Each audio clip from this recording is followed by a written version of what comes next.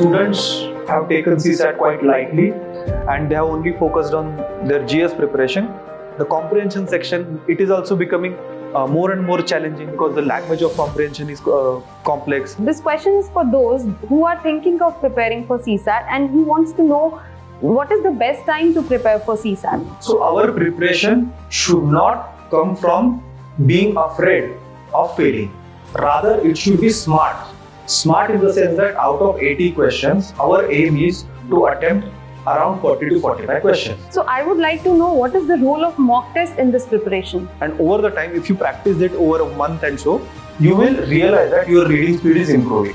So here I will be asking you few myths which are related to CSAT examination, and every student talks about these myths. किसी को ये सच लगता है, किसी को ये झूठ लगता है.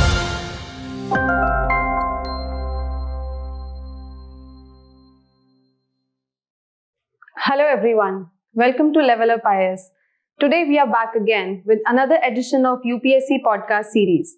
Thank you for showing love to our previous podcasts, and thank you for writing in and letting us know that what topic you would want to be discussed. So today we are going to have an insightful conversation with Abhishek sir, who is a faculty of CSAT at LevelUp IAS. We will be having a great conversation about CSAT.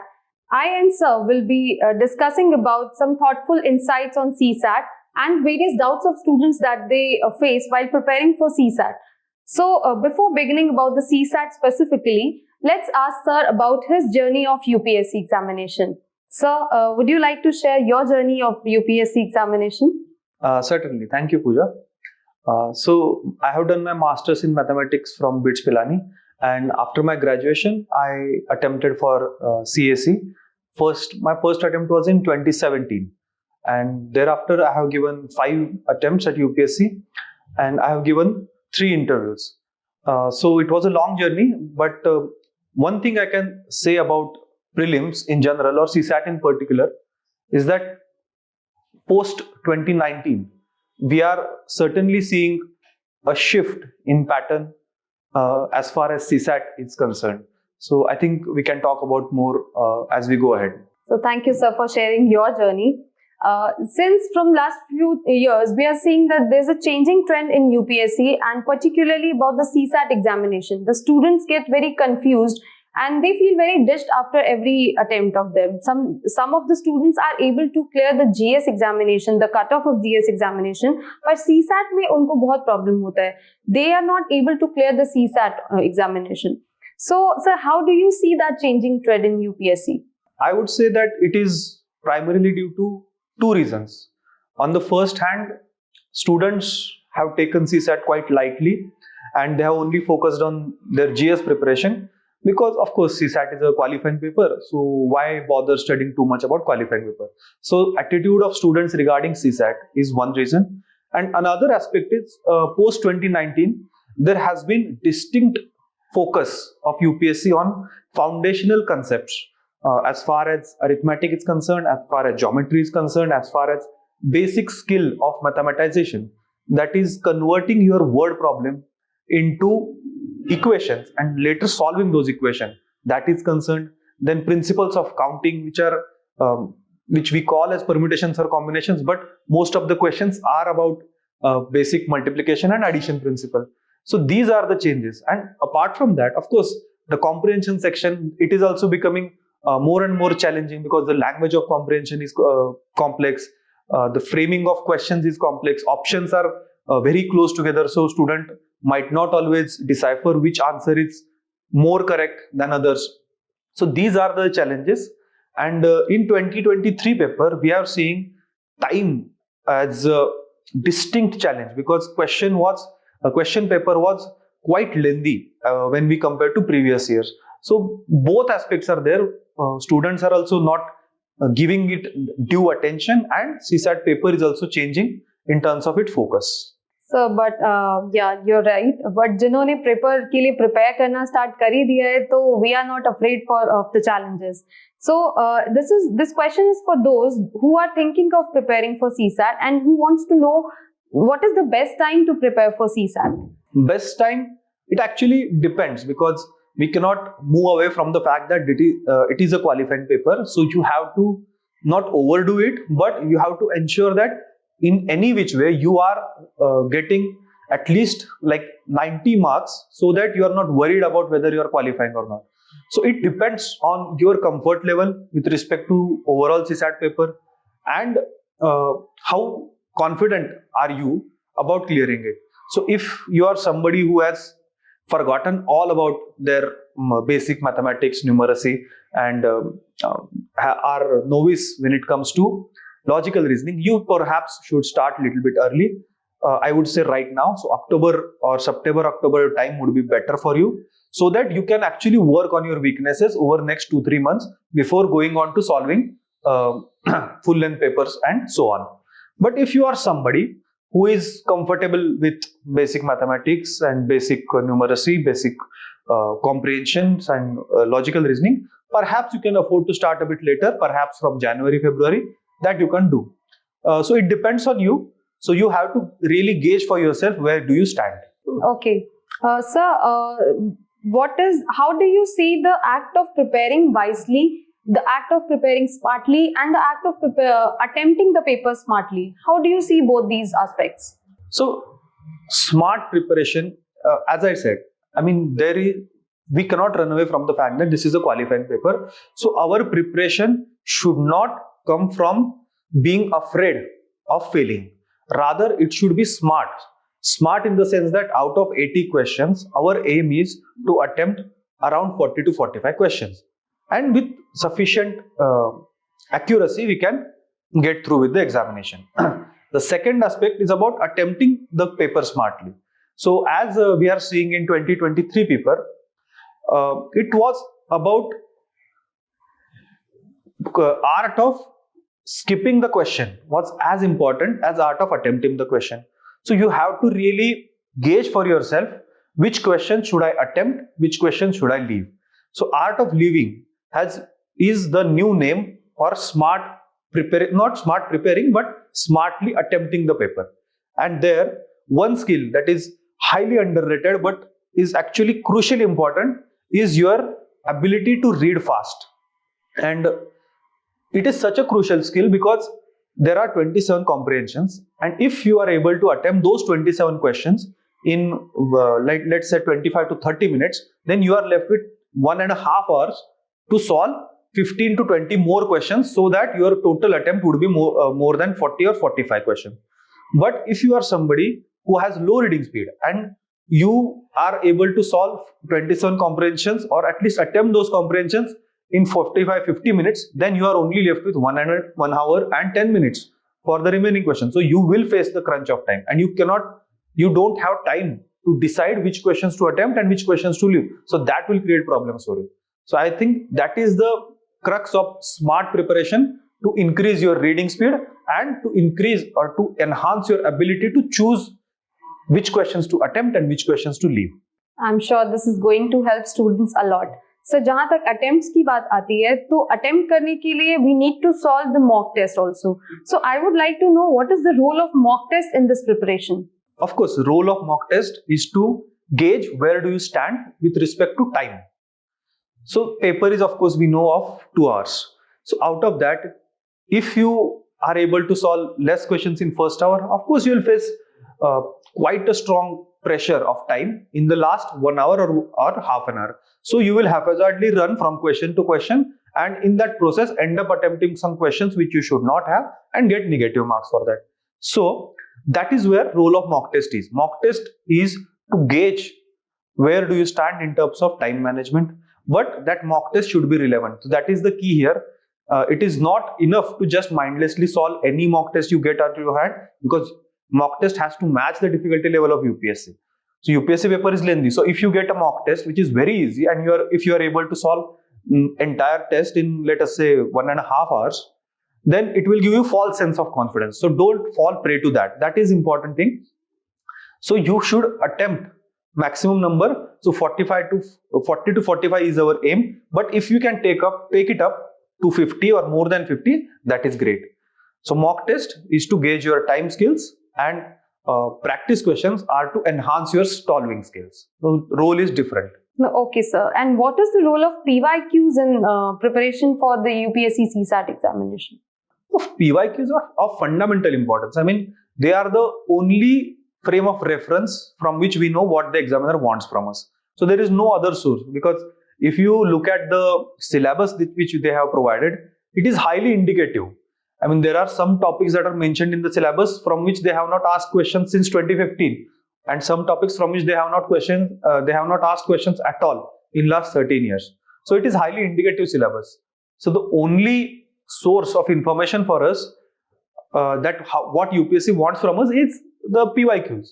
And if you are able to solve those PYQs using very, very basic concepts, no fancy formulas, only logic, then you will get confidence like nothing other. And prelims in general and CSAT in particular is a game of confidence. If you go in the examination hall with the confidence that I will clear it, you will end up getting few extra marks. You will have that extra energy to attempt few extra questions, and you will sail through. So that is where role of PYQs is very crucial. And keeping that in mind only, we have run this PYQ series on YouTube channel of LevelUp IAS, which you can check out, where we try to solve PYQs using very fundamental basic logic. We don't use any fancy formulas which you need to mug up. We don't try to fixate any particular type of problem into formula artificially. We try to gauge that problem with very, very basic algebra, numeracy, arithmetic, geometry. And that is where role of PYQs is. And I think students should check out our PYQ series, and they will benefit from it. Okay, sir. Thank you. As you told that the paper of CSAT is composed of 3 sections, the English comprehension, the reasoning section, and the mathematics section. So students mostly have a doubt that in English comprehension, they are not able to complete the questions, or they are not able to manage the time while solving the questions. So what would be your suggestion regarding the solving comprehensions in CSAT paper? Right. So comprehension, again, earlier many students used to leave the comprehension section and entirely bank on the non-comprehension part. And there are other side of students who bank entirely on comprehensions and leave entirely non-comprehension part. So both the strategies have proved to be fatal for many of the students, because UPSC has moved away from asking very simple question in non-comprehension part. So entirely depending on them would be highly unwise. Although accuracy is higher, you will be able to attempt fewer number of questions. And I have seen students who have attempted only 27 questions, and she got only 1 question wrong and she was thrown out. So comprehension is important. It is important to balance both the sides and not fixate on one side only. Of course, you will have your strengths and weaknesses, and you can work according to that as per your strengths. But still, out of 27 comprehensions, it is important that you attempt at least 15 to 17, which are definitely very easy. There are comprehensions which I think you can also gauge with some practice, that sometimes comprehension language is easy, passage language is easy. Sometimes question are direct. If you are afraid of some specific questions, like they ask about what are the assumptions made in the passage, so you may want to leave those questions if you are not clear about what does assumption mean. Or if there are 2 to 3 questions on one passage, so they cannot ask 2-3 difficult questions on one simple small passage. So they will be easy questions, so you cannot try to attempt that particular passage.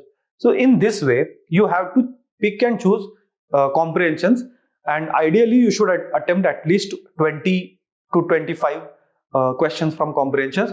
And even if there are doubts about correctness of 2 to 5 questions, which everywhere there are, every year we have seen such variances, but that is limited to 2 to 5 questions. For about 20 to 22 questions, there would be no variance. There would be no doubt in any class's answer sheets or answer keys. So comprehension is important. And why students face difficulty to manage time in comprehension is again something I already referred to, the reading speed. And it is important that you actually cultivate higher reading speed right now. So for that, I would suggest whatever you are reading, let us say any newspaper article, let us say you are reading editorial of the Hindu. It is some standard size editorial. So on day 1, you just read it, time it. How much time does it take for you to read that entire editorial? And by reading, I mean understanding. It is not just about mindless reading. You have to understand what the author is trying to say or the editor is trying to say. So time your reading speed, and that should be your baseline. and from there you have to work up. So for example, on day 1 it takes you, let us say, 10 minutes to read that editorial. So keep that 10 minutes in front of you. The next day again try to read new editorial. So you are not wasting time, because anyway you were perhaps going to read that editorial. And editorial here is just example. Whatever you are going to read, it may be NCERT passage, it may be some optional thing you are going to read, it may be some essay of some topper you are going to read. Anything you want to read, just time your reading speed. That is what I'm saying. And over the time, if you practice it over a month and so, you will realize that your reading speed is improving, and you actually have to work towards it, and it will yield you not only in prelims, it will yield great benefits in mains as well, because there are case studies sometimes which are 1 page or 1.5 page long. So if you take out of 15 minutes to solve that case study, if you take 5 minutes to only read that case study, you have only 10 minutes left. And somebody who can read it in 2 minutes, he has 13 minutes to write that case study. So that person would have advantage over you. So reading speed is important, not only in prelims but also in mains. Thank you, sir. ये trick काफी helpful होने वाला है for the students who are thinking of preparing for this examination. So now let's move on to our next segment, which is talking about the myth segment.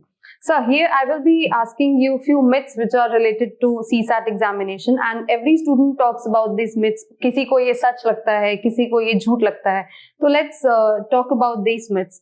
The first one is that completely relying on one part of this paper, like either on CSAT, on English comprehension, on reasoning, or on mathematics, it will sail through them. See, I mean, earlier it used to be true when mathematics or non-comprehension questions were easier.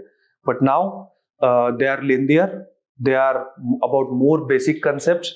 So it takes time, and even for logical reasoning questions, which used to be very standardized, there also they are mixing up arithmetic.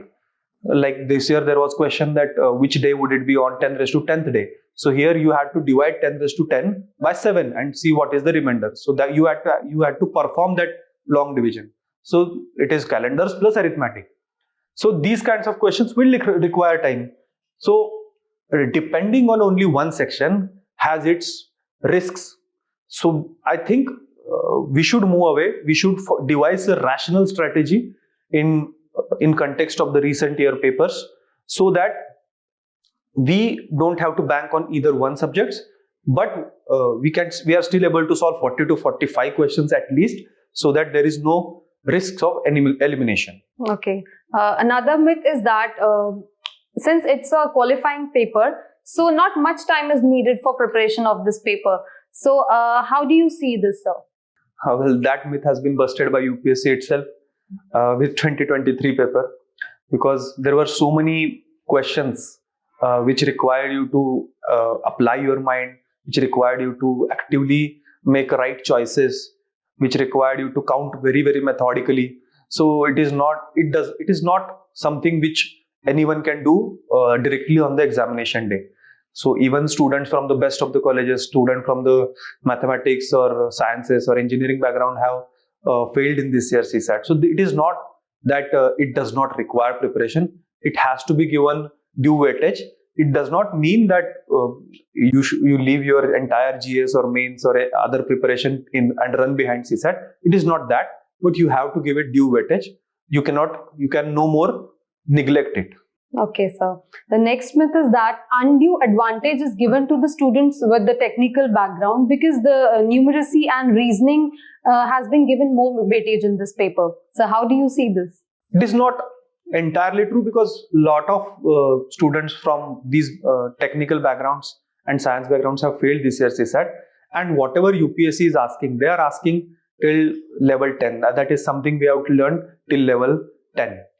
There were at least 10 to 13 questions from basic addition, multiplication, subtraction and division. So no one can claim that we have not studied these concepts in our school. So it is not that it is not that you cannot do it. Do they have some advantage over it? Perhaps.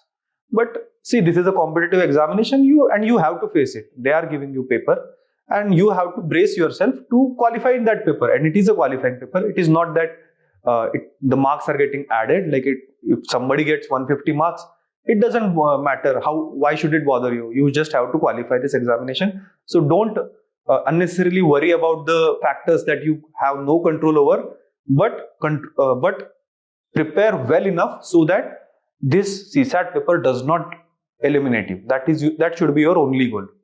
The next myth is specifically about the mathematics part. Since students को लगता है कि question mathematics की जो होते हैं बहुत ही formula based होते हैं, तो दे थिंक कि फॉर्मूलाज का रट्टा मारो और हमारा मैथ्स तो निकल जाएगा. Well, this is perhaps the biggest myth then, because if you see papers since 2019, it has never been true. I mean, the questions are from basic addition, subtraction, questions are from basic counting, questions are from basic geometry. So there no formulas can come to aid you. Yes, if you remember few formulas here and there, they might help you in 2, 3, 4, 5 questions, but majority of questions, the chunk of questions do not require any cramming of formula, and you can see how simply we can solve these questions without formulas using basic arithmetic, basic algebra, and basic knowledge from our PYQ series, which we have started uploading on the LevelUp IAS YouTube channel. So do check it out, and I'm sure you will change your opinion about this. Thank you, sir. I think काफी myths bust हुए होंगे इस CSAT paper को लेके. So, sir, before we wrap up this conversation, every year students, when they give this examination, see, the GS paper is composed of two papers. Paper 1 is the GS general knowledge paper, and the second one is the CSAT paper. So when they come out after giving the GS paper, some of the students feel very stressed, some of the students feel very exhausted, and so I would like to know how should the students deal with the kind of stress they feel before giving this examination? See, the cardinal rule is do not try to evaluate your performance after one paper. That is the cardinal rule, be it in the prelims, be it in the mains. If you try to gauge your performance right after the paper, that will affect your next paper. Because you don't know what you have done. What happens is, whatever you remember immediately after coming out of examination hall is the odd question, or questions in which you have done very well, or question in which you have done very bad.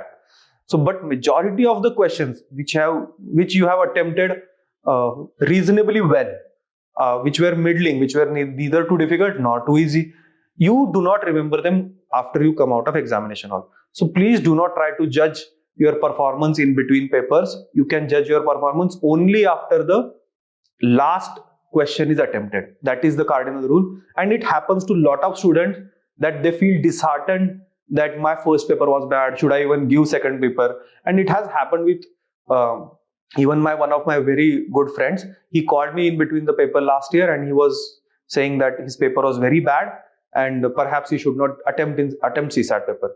And as it turned out, he got 110 in GS paper, but due to that pressure, he failed in CSAT paper.